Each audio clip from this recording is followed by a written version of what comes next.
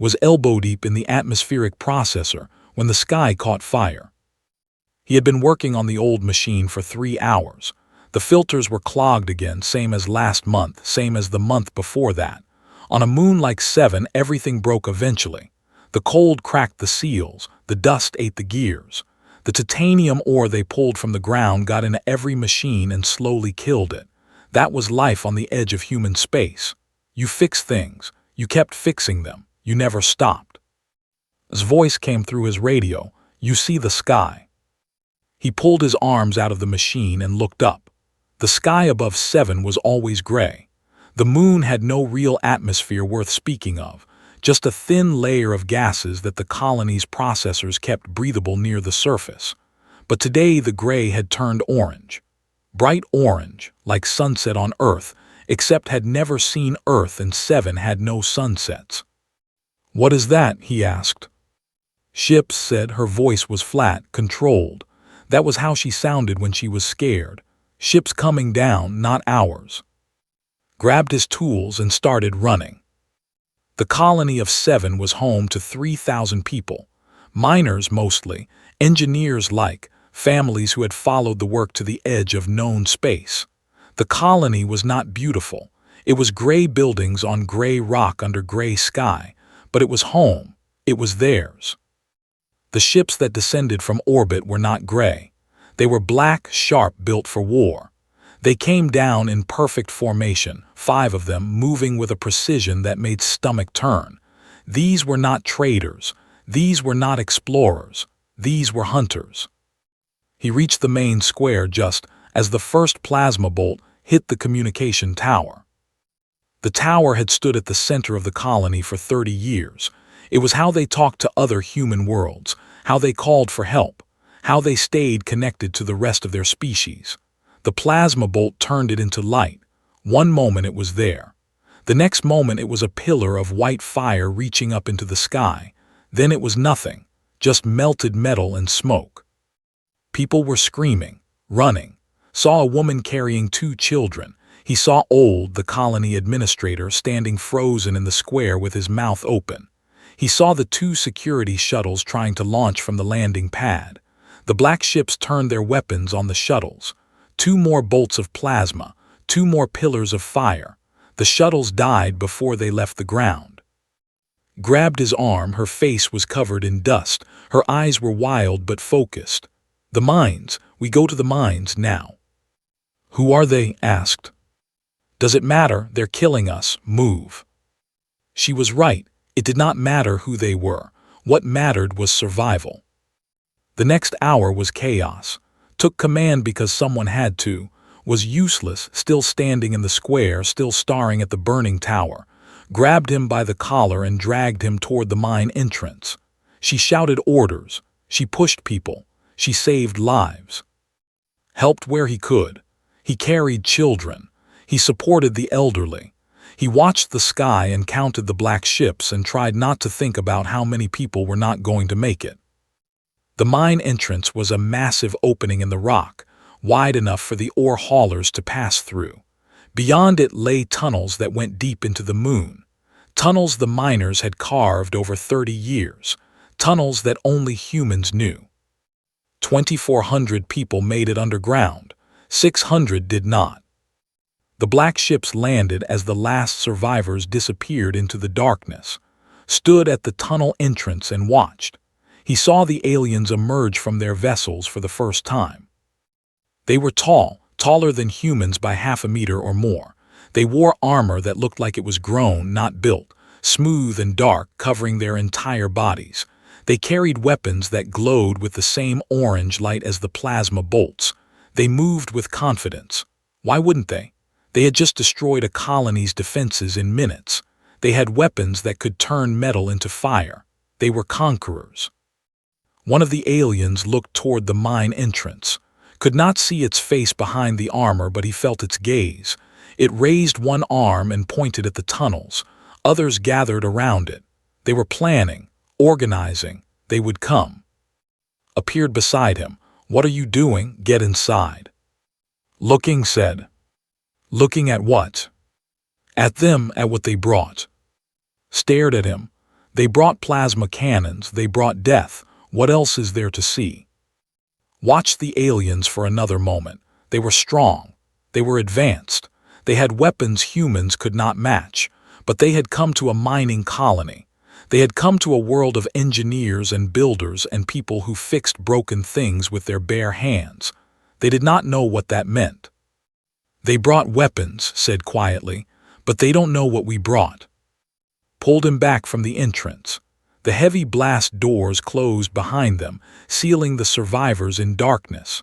Emergency lights flickered on, casting red shadows on the tunnel walls. Deep in the tunnels, children were crying. Adults were shouting questions no one could answer, was sitting on the ground with his head in his hands.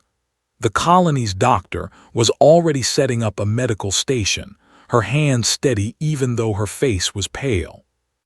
A young man pushed through the crowd, 17 years old, apprentice. The boy was breathing hard, but his eyes were bright with something that was not quite fear. I grabbed what I could from the workshop, said. He held up a bag full of tools, wrenches, cutters, welding torches. What do we do now? Looked at the bag. He looked at the people around him, miners who knew every tunnel, engineers who could build anything, workers who had spent their lives solving problems with nothing but their hands and their minds. The aliens had brought plasma cannons. They had brought warships and armor and technology designed to kill. They expected easy prey. They expected surrender. They did not understand humans. Now, said, we get to work. Tunnels beneath 7 were dark and cold and endless. For 30 years, miners had dug into this moon.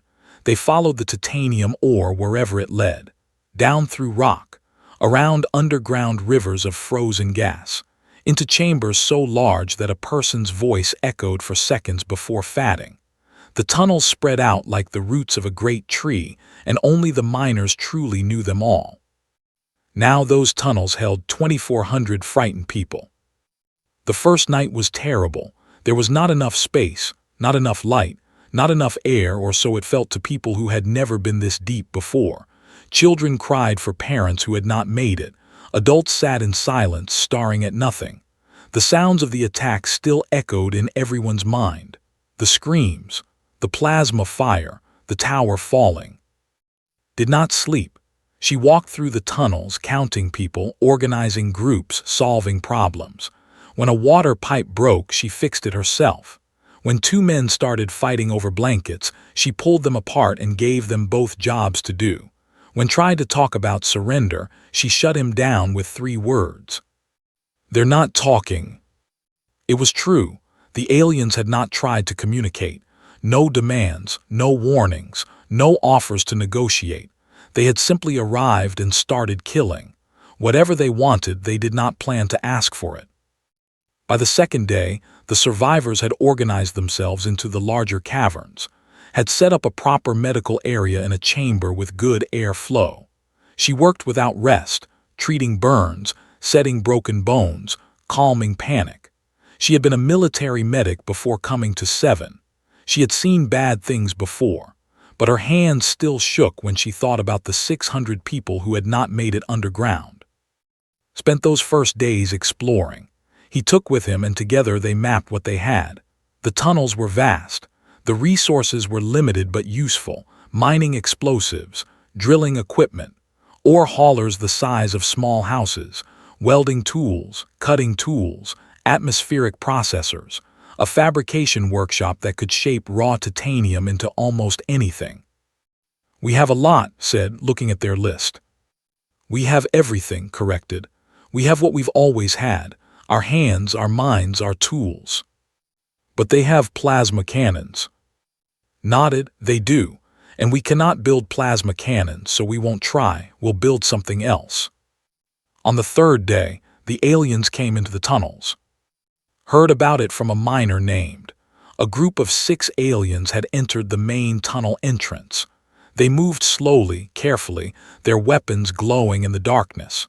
They used lights mounted on their armor to see. They did not know where they were going.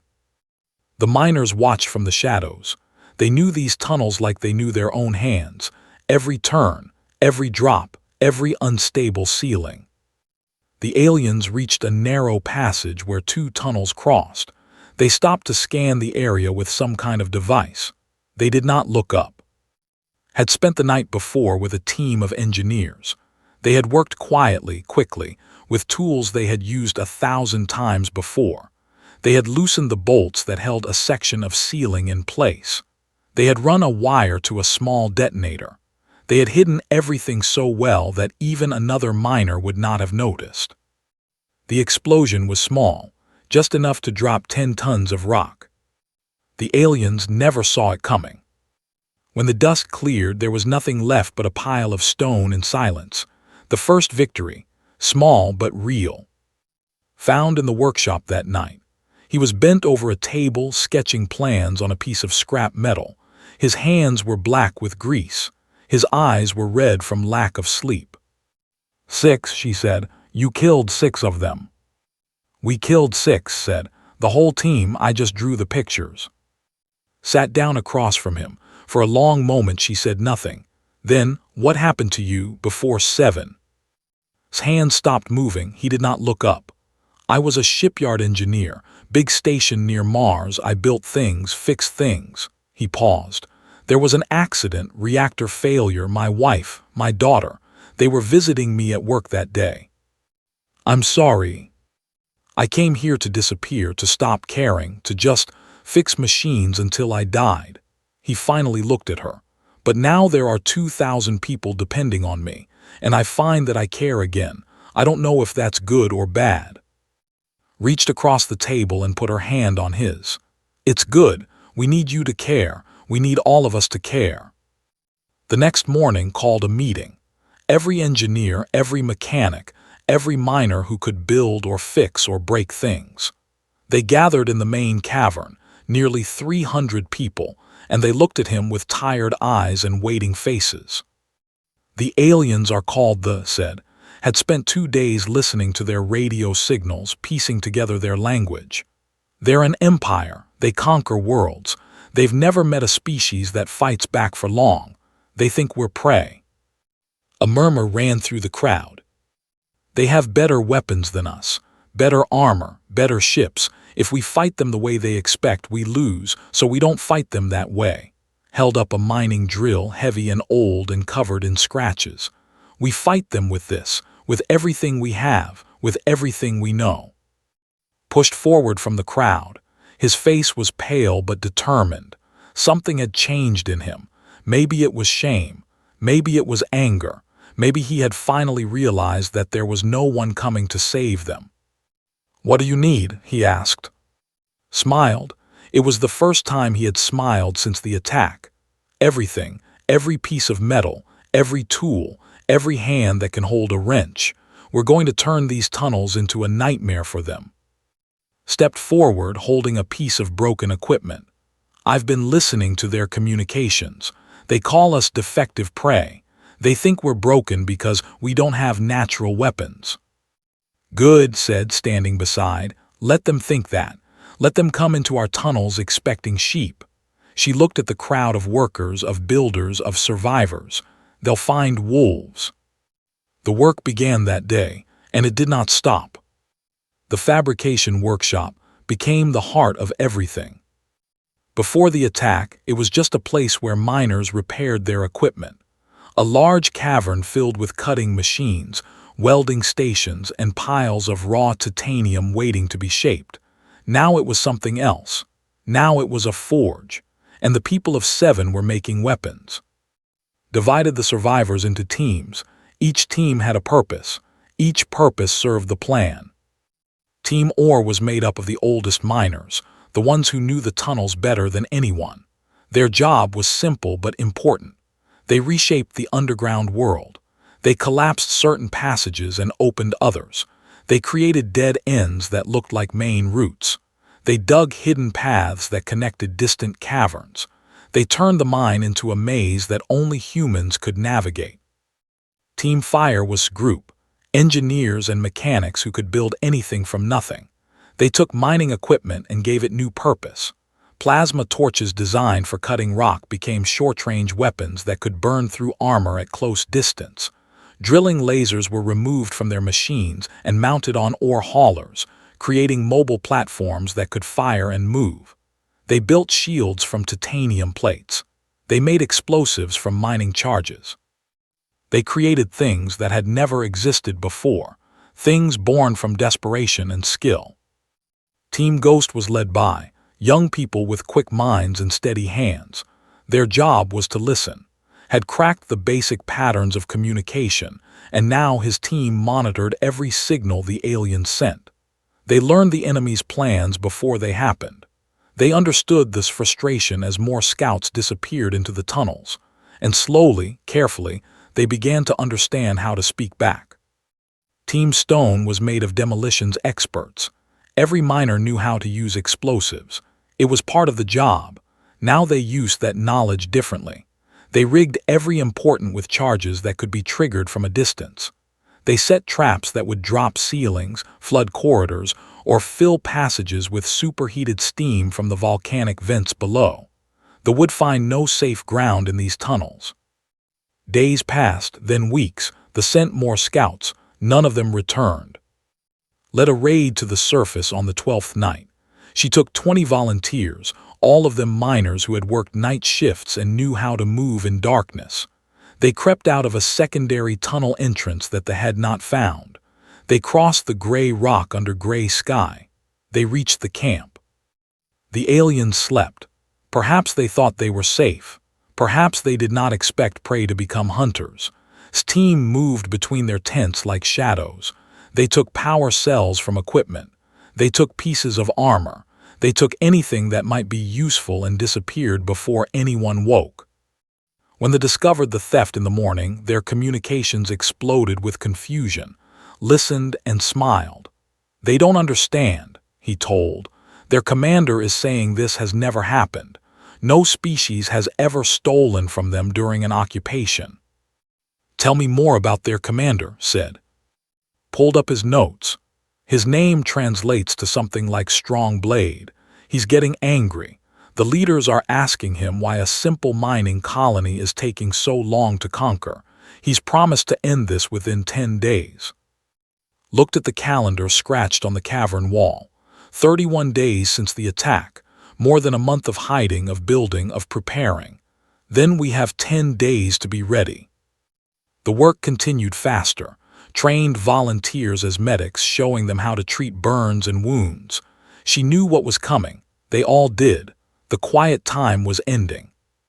Found his place among the teams. He was not an engineer or a miner, but he knew how to organize. He tracked resources. He made sure food and water reached everyone. He scheduled rest for people who refused to stop working. When told him she was surprised by his change, he shook his head. I spent my life pushing papers, he said, following rules, waiting for others to solve problems. Then they came and I froze. People died while I stood there with my mouth open. His voice cracked. I can't undo that, but I can make sure it never happens again. On the 20th day since the attack, Team Ghost achieved something remarkable. Stood before the gathered leaders with a wild light in his eyes. I can talk to them, he said. I can send messages on their frequency in their language. They won't know it's not one of their own. Leaned forward. What kind of messages? Any kind. Orders, warnings, lies. Grinned. It was the grin of a young man who had found a way to fight back. I can make them afraid of shadows. I can make them shoot at each other. I can make them believe anything. Put a hand on the boy's shoulder. Save it. When the time comes, we'll use everything we have. The time came on the 34th day. The commander had grown tired of losing scouts, tired of the colony that would not surrender, tired of explaining failures to his superiors. He ordered a full assault. Every soldier, every weapon. They would enter the tunnels in force and burn everything they found. No more caution, no more patience. Intercepted the order 3 hours before the attack. He brought it to, who read it and nodded slowly. This is it, said. They're coming with everything. Are we ready? Asked. looked around the workshop, at the weapons they had built, at the people who would use them, at the traps waiting in the darkness, at the ore haulers fitted with drilling lasers, at the plasma torches and titanium shields and miles of rigged explosives. "We've done what we can," he said. "Now we show them what tools really mean." The word went out through the tunnels. Everyone moved to their positions. Miners gripped their weapons with calloused hands. Engineers checked their machines one final time. Medics prepared their stations for what was coming. And in the darkness above them, the prepared to descend into hell, the came like a flood. 300 soldiers poured into the main tunnel entrance. Their armor glowed with internal light. Their plasma cannons hummed with deadly energy. They moved in perfect formation, shoulder to shoulder, filling the passage from wall to wall. Their commander had ordered them to burn everything. They intended to obey. Watched them on a screen in the command cavern. Had managed to tap into their own helmet cameras, giving the humans eyes where they needed them most. On the screen, the alien soldiers advanced with complete confidence. They expected frightened workers hiding in holes. They expected easy prey. "Wait," said into his radio. "Wait." They reached the first junction, a large chamber where 3 tunnels met. They spread out, scanning for targets. Their lights swept across empty rock. Now, the ceiling fell. Not the whole ceiling. Just one section, directly above the center of the formation. 10 tons of rock that had been waiting for 34 days to serve its purpose. The beneath it disappeared. The ones around them stumbled, shocked, firing their weapons at nothing. That was when the steam came. The volcanic vents beneath 7 produced heat that the colonists had always used for power. Now they used it for war. Pipes that team had installed directed superheated steam into the chamber. This armor was built to stop plasma and bullets. It was not built to stop temperatures that could melt lead. The screaming began. In the command cavern grabbed her weapon. Time to move. She led her team through the side tunnels, following paths that only miners knew. They emerged behind the formation, where soldiers were still trying to understand what had happened. The plasma torches in human hands burned at close range.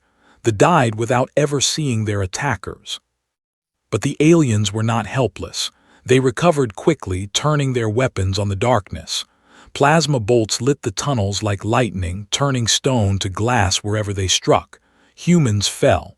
The first casualties of the battle, then the second, then more. In the medical cavern worked with blood on her hands. The wounded came in waves, burns, broken bones, worse. She saved who she could.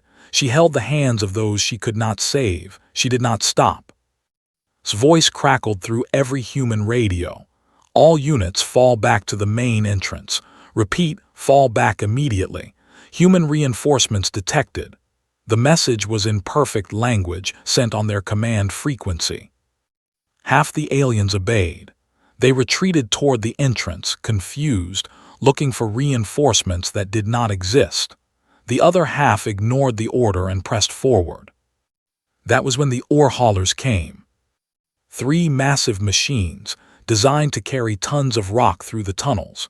Now they carried armor and weapons. Titanium plates covered their fronts. Drilling lasers had been mounted on their tops, operated by engineers who had trained for this moment. The haulers rolled into the formation like angry giants. Lasers cut through alien armor. The machines crushed those who could not move fast enough. It was brutal. It was ugly. It was war. Was not a fighter. He knew this. But when they broke through a side passage and found the shelter where the children were hidden, he was the only adult there. 32 children. The youngest was 4 years old. They looked at him with terrified eyes, and he remembered every day he had spent pushing papers instead of learning to fight. Every hour he had wasted being afraid. The first soldier came through the door with its weapon raised. Threw himself at the alien. He had no training. He had no plan. He just knew that he could not let these children die. They struggled on the ground, human and alien, until this plasma cannon discharged into his chest. He felt the heat, he saw the light, but he also saw the other miners arriving, drawn by the noise. He saw them kill the soldiers with picks and torches. He saw the children running to safety. "Better late," he whispered, "than never." Then he was gone. The battle raged for 6 hours, the tunnels filled with smoke and screams and the endless sound of weapons. Humans died. The rock itself seemed to groan under the violence. But they were losing. Their formation had broken. Their communications were chaos, filled with false orders from. Their numbers dwindled as trap after trap took its toll. The confidence they had brought into the tunnels had turned to fear. Did not celebrate. He watched the screens and saw the cost. Every human body was someone he had known, someone who had trusted him, someone who had followed his plan into the darkness. Found him as the fighting began to slow. "The commander's ship," she said. "It's still on the surface. If we don't take it out, they can call for help. Bring more soldiers." Nodded. He had known this was coming. "I need 5 volunteers, people who aren't afraid to die." Grabbed his arm. "You're going yourself." "I'm the one who knows the most about reactors." He met her eyes. "And I need to see this through." She wanted to argue. He could see it in her face. But she also understood. Some things had to be done by the ones who carried the weight. "Come back," she said. "That's an order." He almost smiled. "I'll try." The surface was quiet when his team emerged. The gray rock stretched under gray sky.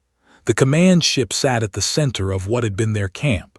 It was smaller than the warships, built for coordination rather than combat. But its reactor was large enough to power its communications, large enough to call an empire, large enough to destroy everything nearby if it went critical. The team moved fast. They had stolen power cells, armor pieces, tools. They knew the enemy's technology now, not well but well enough. Reached the ship's maintenance hatch while his team created distractions. He opened it with a cutting torch and crawled inside. The reactor room was warm and humming with power, beautiful engineering in its way, clean lines, efficient design. He found the cooling system and began to disconnect it.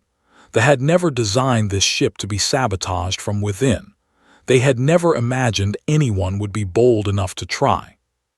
"Human," the voice came from behind him. Turned, the commander stood in the doorway, strong blade, the one who had ordered the destruction of everything cared about. He was tall, even for a. His armor was decorated with symbols that probably meant rank or honor. "You should not be here," the commander said in broken human language. "You are prey." Stood slowly, his hands covered in reactor coolant. "You're right. We're not soldiers, we're not warriors, we're miners and engineers and builders." He held up his cutting torch. "We're the people who make things." The commander raised his weapon. "Including bombs," finished. The reactor warning lights began to flash. The commander looked at the cooling system, at the damage had done, at the numbers on the display that were climbing toward critical. Activated his radio. The reactor goes critical in 3 minutes. I'm sending a message to the commander now." He looked at Strong Blade. "Leave, take your soldiers, go back to your empire and tell them what happened here. Tell them that the prey fought back. Tell them that humans have no claws or venom, but we have something better." He gestured at the dying reactor. "We have tools, and we know how to use them." For a long moment the commander stood still. Then he lowered his weapon. "You would die for this?" he asked. "If I have to," smiled. It was not a kind smile, but I'd rather live and watch you run. The commander turned and left without another word. Ran. The explosion lit the sky like a second sun. Was still running when the shockwave caught him. It threw him forward, tumbling across the gray rock. He hit the ground hard, felt something crack in his shoulder, and lay still as heat washed over him. The reactor had gone critical. The command ship was gone. Behind him he heard the roar of engines, shuttles lifting off, not to attack, to retreat. He managed to raise his head and watch them go. Black shapes against the burning sky fleeing toward the stars. The commander had taken his offer, life over pride, flight over death.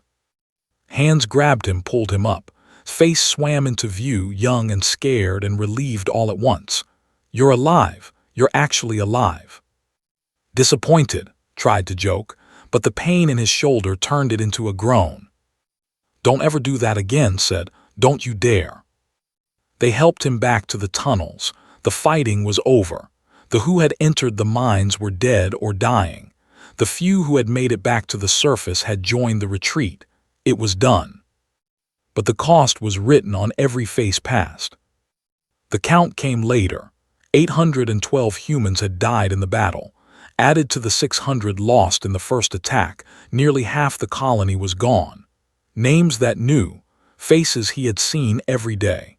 People who had trusted his plan, followed his lead, given their lives for a chance at survival.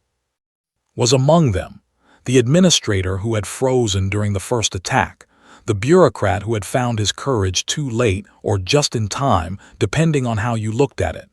He had saved 32 children. He had died with something like peace on his face. Found in the medical cavern, sitting beside a bed where a young miner lay unconscious. Had saved the woman's life, but she would never walk again. One of many who would carry the battle with them forever. "You did it," said softly. "You actually did it." Shook his head. "We did it, all of us. I just drew pictures." She sat down beside him.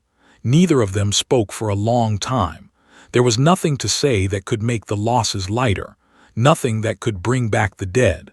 So they sat in silence and let the weight of it all settle on their shoulders. The survivors emerged from the tunnels 3 days later. The surface was changed. Craters marked where weapons had fired. Melted metal showed where the command ship had stood. The communication tower was still gone, nothing but a scar on the ground where it had been. But the atmospheric processors still worked. The ore was still in the ground. The buildings that had not been destroyed could be repaired. They would rebuild. It was what humans did. News of 7 spread slowly at first, then faster. A supply ship arrived 6 weeks after the attack, expecting a dead colony. Instead, they found survivors with an impossible story. A mining colony that had defeated an alien invasion. Workers who had turned tools into weapons. Prey that had become predators. The story reached other human worlds. It reached Earth. It reached the news channels and the military planners and the politicians who had never heard of the before. And eventually, it reached themselves. 4 months after the battle, a single ship appeared in orbit above 7. Not a warship, something smaller, sleeker. It sent a message asking permission to land. Who had become the colony's leader by unspoken agreement, granted it. The who stepped off the ship was different from the soldiers. Smaller, no weapons, robes instead of armor, an ambassador or something like it. Stood with and as the alien approached, his shoulder had healed mostly, a new scar to add to the old ones. "I am called Mediator," the said. Its human language was better than the commander's had been. "I come on behalf of the Empire to speak." "Speak then," said. Her voice was flat. She had not forgotten. She would never forget. The mediator was silent for a moment. Then it did something none of them expected. It lowered its head, a gesture of something that might have been respect. "Your species," it said, "has no natural weapons, no claws, no venom, no armor. Our strategists studied your biology and concluded that you were prey, weak, easily conquered." It raised its head again. "We were wrong." "Yes," said, "you were. We have conquered many worlds, many species. None have ever fought as you fought. None have ever taken our technology and turned it against us. None have ever refused to surrender when defeat was certain." The mediator's voice held something that might have been wonder. "We do not understand how you did this, but we understand that we underestimated you. We will not make that mistake again." "Is that a threat?" asked. He was taller now than he had been before the attack, older in ways that had nothing to do with age.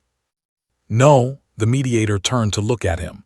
"It is recognition. The Empire wishes to propose a different relationship, not conquest, trade, discussion, perhaps even alliance." Stepped forward. "You killed our people, you destroyed our home, you treated us like animals, and now you want to be friends." "Yes," the mediator said simply. "That is the way. We respect strength. We respect those who defeat us. You have earned that respect, human, whether you want it or not." The negotiations took months. They were difficult and painful and often felt impossible, but in the end an agreement was reached. Not friendship exactly, but a kind of peace. A recognition that humans were not prey, that they never had been. Years later, historians would point to 7 as the moment humanity announced itself to the galaxy. Not with warships or weapons of mass destruction, with miners and engineers, with plasma torches and falling ceilings, with stubbornness and creativity and the simple refusal to die. But on the day after the mediator left, did not think about history. He walked to the atmospheric processor that he had been repairing when the sky first burned. It was still broken. No one had touched it in all the months since. He opened his toolkit and got to work. Found him an hour later, elbow deep in the machine just like before. "The colony's savior is fixing a filter," she asked. "The colony's savior is an engineer," he said without looking up. "Filters need fixing." She watched him work, then she picked up a wrench and joined him. "What happens now?" she asked. "Thought about it, about the dead, about the living, about thee and the galaxy and the future that stretched out before them like an unexplored tunnel." "Same as always," he said. "We build, we repair, we survive." Nodded. It was enough. It had always been enough. Above them, the gray sky stretched toward the stars. Somewhere out there, they were watching. Other species were listening. A galaxy was waiting to see what humanity would do next. But here, on this small moon at the edge of known space, 2 humans worked on a broken machine. Their hands were dirty. Their tools were old, and they had everything they needed. That was what it meant to be human. Not claws, not venom, not armor. Just tools and the will to use them.